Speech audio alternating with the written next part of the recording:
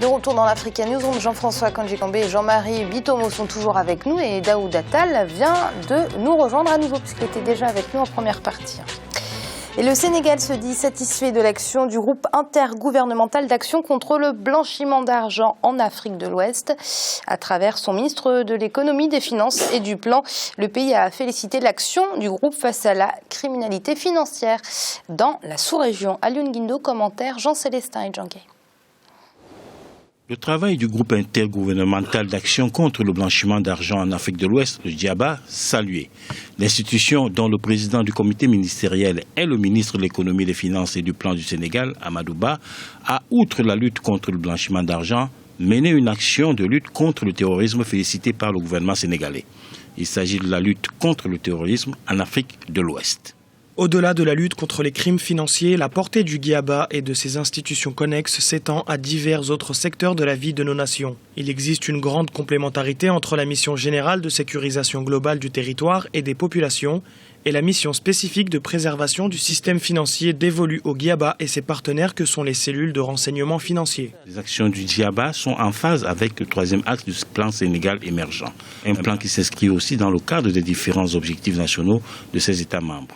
Ce sont des questions importantes et fondamentales, dans le sens où aujourd'hui, dans l'espace UEMOA, il y a des pays qui sont régulièrement attaqués par des terroristes, qui ont des moyens et des actions et qui bénéficient de financements de toute nature. Il est donc du devoir du GIABA de faire en sorte que les flux financiers allant vers ces groupes terroristes puissent être scrutés dès lors qu'ils passent par des établissements bancaires. En ce qui concerne la lutte contre le blanchiment d'argent, le GIABA a pour rôle, et il assure très bien, de faire en sorte que les fonds qui transitent par les banques soient de nature licite. La lutte contre la criminalité à col blanc et contre le terrorisme est une question qui s'inscrit au cœur des préoccupations politiques des États ouest-africains. Le GIABA permet ainsi aux États membres de partager leur expérience sur ces questions fondamentales. Jean-François, on parlait du terrorisme en première partie. La lutte contre ce fléau passe aussi par la recherche de ces réseaux de financement et c'est là que le GIABA intervient. Il est important dans les leviers de la lutte contre le terrorisme, on sait très bien que arriver à tarir les sources de financement ou les réseaux de financement ou à débusquer les réseaux de financement, c'est un élément important. Mais en Afrique, on ne peut pas ramener la lutte contre la criminalité financière simplement à la lutte contre le terrorisme. Les objectifs sont beaucoup plus vastes que cela. Nous savons que dans pas mal de pays, peut-être moins en Afrique de l'Ouest qu'en Afrique centrale par exemple, on a besoin de réinstaurer des circuits financiers visibles, clairs, contrôlés, contrôlables, et l'économie, la viabilité de l'économie en dépend. Mais pour revenir au choix que vous avez fait, je pense qu'il est important. Il est vraiment très très important de mettre en place les dispositifs, pas seulement au niveau bancaire, mais mettre en place aussi des brigades, je dirais presque financières qui vont aller aux États-Unis, en France, dans des pays qui ont de très grandes habitudes de cela. On sait qu'aux États-Unis notamment, vous ne pouvez pas, très difficilement en tout cas, aller blanchir de l'argent parce que on a compris que l'un des nerfs de la guerre, c'est l'argent. Et précisément, c'est par ce biais-là que les forces occultes et terroristes font aussi du terrorisme financier. Jean-Marie, pour que les fonds criminels et les fonds terroristes, puisque c'est de cela dont on parle, ne puissent pas transiter, il faut absolument des systèmes financiers transparents et c'est là que le bât blesse. Vous savez, Amira, l'opacité du système est telle qu'on arrive à se poser la question. Bon, le terrorisme touche pratiquement le monde entier aujourd'hui. La traçabilité des mouvements financiers. En France, vous avez l'organisme Tracfin qui s'en occupe. Pour nous, en Afrique, nous devons nous inspirer de ces expériences-là et voir l'expertise, si vous voulez, qu'on peut trouver dans ces pays. Mais je me pose une question quelque part, c'est que la plupart du temps, ces circuits de financement, là, si vous voulez, sont contrôlés à l'extérieur. Il faut être clair entre nous. Quand on regarde les banques africaines, si vous voulez, ont quel pouvoir de décision pour pouvoir contrôler de manière efficace le circuit financier. Donc, moi, je m'attaquerai là-dessus. C'est bien ce qui se passe en Afrique de l'Ouest, c'est relativement intéressant. Mais là-dessus, je pointerai du doigt, si vous voulez, la surveillance qui est faite par les établissements internationaux par rapport, si vous voulez, à l'acuité qui se pose sur les mouvements financiers illicites. Donc nous savons très bien que toutes nos banques qui sont installées dans nos États africains, ce sont des banques qui, pour la majorité, ce sont des succursales des banques occidentales qui sont chez nous. Donc ces gens-là ont la capacité de pouvoir suivre d'avoir une traçabilité relativement claire des mouvements financiers dans nos économies et surtout les mouvements qui vont vers le financement du terrorisme. Donc je veux bien, nous faisons des efforts là-dessus, mais il faut toujours, moi j'aime bien quand on commence une lutte en amont, pas uniquement aller traiter les conséquences sur le terrain. Donc cette lutte en amont pour aider nos pays africains doit commencer par les gens qui maîtrisent les circuits de circulation de la finance internationale en tant que telle, et ils le savent très bien. Daouda Lagafi est un organisme intergouvernemental créé par le G7 qui édicte les normes en matière de lutte contre le blanchiment de capitaux et le financement du terrorisme. Cet organisme a une blacklist. L'Algérie en faisait partie il y a quelque temps, je crois il y a à peu près un mois. Elle en est sortie de cette blacklist aujourd'hui. Seuls 3 pays y figurent et aucun d'entre eux n'est africain. C'est quand même une bonne nouvelle.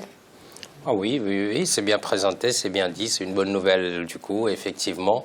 Maintenant, pour revenir sur le sujet de base, c'est une bonne chose pour moi qu'il y ait ce type d'organisme en Afrique de l'Ouest, et c'est encore heureux que l'Algérie soit sortie en tout cas de cette blacklist dont vous parliez, Amira. Pour revenir sur l'Afrique de l'Ouest, effectivement, et puis il est recommandé à tous les États de se doter d'une cellule nationale. Jean-Marie parlait de TRACFIN, par exemple, ici. Il y a la CENTIF, qui est une cellule qui va traquer, au Sénégal, en tout cas, si on parle du Sénégal, qui va traquer tout ce qui est trafic illicite. Maintenant, c'est des organisations qui n'ont relativement pas beaucoup de moyens. Le GIABI existe depuis un petit moment, depuis plusieurs années. On en parle aujourd'hui, certes, mais c'est une structure qui existe depuis plusieurs années. Mais a-t-elle une véritable marge de manœuvre ? C'est ça, on n'a pas quand même encore entendu une affaire rocambolesque de trafic de faux billets ou etc. Sur laquelle, en tout cas, cet organisme s'est mis en avant et de manière, en tout cas, nette et certaine. Sinon, on l'aurait su au niveau de l'actualité de toute façon. Et le dernier rapport de l'agence de notation américaine Moody's a relevé que le niveau d'endettement de la Côte d'Ivoire est passé de 34,2% du PIB à 37,5% en 2015. Cette situation s'explique par le financement de la relance de l'économie après la sortie de crise post-électorale de 2011. Une politique de relance qui coûte mais qui a tout de même porté ses fruits puisqu'elle a contribué à la hausse du taux de croissance. Oumou Kelsumba. Après la crise politique qui a touché la Côte d'Ivoire en 2010 et 2011, le gouvernement s'est engagé à mener une politique de relance de l'économie par le biais de l'investissement. Le financement de ces investissements a été possible grâce à la maîtrise du niveau d'endettement du pays qui est passé de 34,2% du PIB à 37,5% en 2015. Selon les projections de l'agence de notation américaine Moody's, la dette publique devrait osciller entre 40 et 45% au cours des prochaines années. Effectivement, la Côte d'Ivoire mène, depuis d'ailleurs la sortie de crise, depuis 2011, mène une politique de relance. La Côte d'Ivoire s'est engagée depuis lors justement à renforcer ses infrastructures, à renforcer son système sanitaire, son système éducatif. Il y avait de nombreuses lacunes dans l'entretien du réseau routier, du réseau électrique et du réseau de distribution d'eau. Donc naturellement, tout cela a entraîné des investissements publics massifs. Selon les analystes, un taux d'endettement public de 37,5% pour un pays comme la Côte d'Ivoire est raisonnable. Le taux de croissance du pays est de 8% en 2015, le plus élevé au sein de l'Union économique et monétaire ouest-africaine. Aujourd'hui, 37,5% pour un pays comme la Côte d'Ivoire, c'est parfaitement raisonnable. Aujourd'hui, la note de la Côte d'Ivoire est de BA3, donc selon l'échelle de Moody's, qui correspond à 2B- sur une échelle Fitch ou Standard & Poor's. C'est une des meilleures notes de crédit souveraine en Afrique subsaharienne aujourd'hui. Donc c'est la preuve que la gestion financière de la Côte d'Ivoire est encore très très saine et le taux d'investissement ne présente pas un risque particulier. L'investissement privé en Côte d'Ivoire devrait atteindre 10,7% du PIB en 2015 et 15% en 2020. Une stabilité politique devrait aussi renforcer la poursuite de la croissance économique de ce pays d'Afrique de l'Ouest. Daouda, un taux d'endettement public de 37,5 pour un pays comme la Côte d'Ivoire. Quelle appréciation faites-vous de ce chiffre? Oui, ça reste correct. Ça reste correct, vraiment, pour les pays, surtout dans le contexte africain. Effectivement, cela pose la question de la soutenabilité de la dette en règle générale. Si je prends une comparaison, la Grèce était à 170% du PIB. Là, on est à 35-37% du PIB en Côte d'Ivoire, donc ça reste relativement correct. Effectivement, ça signifie quoi? Ça signifie tout simplement que par rapport aux recettes futures que la Côte d'Ivoire espère, ce pays pourra en effet honorer son engagement. Le pays peut encore s'endetter à nouveau sans compromettre ses équilibres macroéconomiques.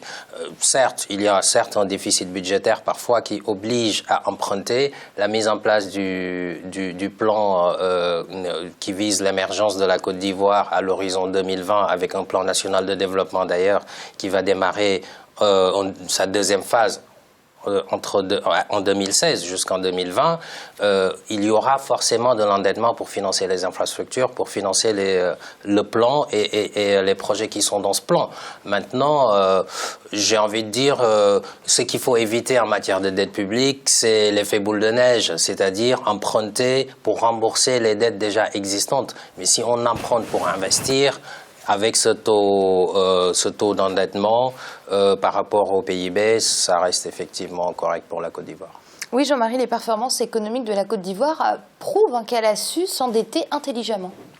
Je vous dirais là-dessus, Amira, justement, la Côte d'Ivoire s'est endettée intelligemment. Vous avez, si vous voulez, sur le marché international de la dette, on vous parle de la bonne dette et de la mauvaise dette. La dette ivoirienne, c'est une bonne dette parce que c'est une dette qui est destinée aux secteurs les plus prometteurs et des secteurs à haute potentialité dans l'économie ivoirienne.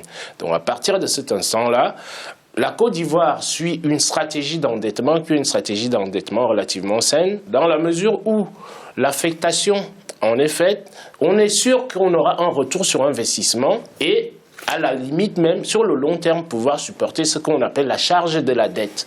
Donc cette charge de la dette sera supportée par les investissements qui sont effectués aujourd'hui, donc qui auront un retour relativement suffisant pour pouvoir tenir la soutenabilité dont parlait Daouda tout à l'heure, que ce soit quelque chose de soutenable. Donc pour moi, c'est un bon endettement dans la mesure où il a pris des exemples aussi, si vous voulez, sur nos économies, sur les économies européennes. Même quand on prend la France, le taux d'endettement de la France est supérieur à celui de la Côte d'Ivoire. C'est une évidence aujourd'hui que c'est de la bonne dette de mon point de vue, ce qu'a fait la Côte d'Ivoire. Mais par contre, je rajouterais exactement aussi, comme Daouda l'a souligné tout à l'heure, c'est qu'il faut éviter ce que j'appelle la mauvaise dette. La mauvaise dette, c'est laquelle? C'est celle que le Sénégal est en train de coltiner en ce moment.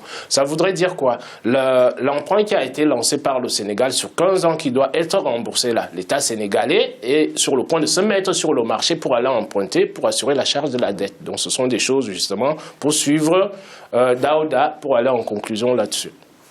Jean-François, très rapidement, vraiment très court, une réaction quant au taux d'endettement de la Côte d'Ivoire? Oui, très rapidement, je partage les analyses qui ont été faites par Daouda et par Jean-Marie sur le fait que nous avons affaire là à une bonne dette et puis une dette qui a été bien orientée quant à ses produits, notamment dans les infrastructures. Je garde cependant pas une petite réserve, mais il y a un élément que nous n'avons pas eu dans le reportage, c'est la composition même de cet endettement-là. Et je dis souvent autour de cette table qu'il faut faire attention notamment aux endettements, aux emprunts qui ne sont pas sur le long terme et qui sont sur le marché privé, parce que le marché privé peut, contrairement à tout ce que nous avons dit, nous prendre de court dans tout ce que nous avons dit. C'est ce qu'ils ont fait notamment avec la Grèce. Il faut y faire attention. Merci Jean-François pour vos analyses. Je vous en prie, Amira, c'est tout naturel. Merci à vous également, Jean-Marie. Bonsoir Amira et bonsoir à tout le monde. Et merci à vous, Daouda. Merci Amira de votre accueil et bonsoir à tous nos téléspectateurs. Vous l'aurez compris, c'est la fin de cette émission, mais l'Africa Newsroom, ce n'est pas fini. On se retrouve demain pour une semaine toujours consacrée à l'investissement sur le continent africain. Très vite.